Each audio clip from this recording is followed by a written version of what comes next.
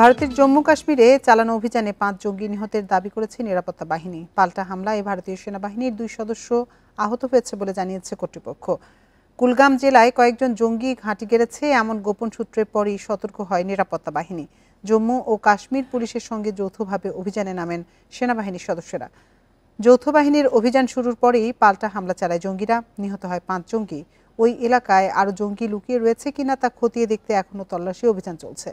বেশ কয়েক মাস ধরে কাশ্মীরে জঙ্গিদের তৎপরতা বেড়েছে, বিক্ষিপ্তভাবে হামলাও চালাচ্ছে তারা।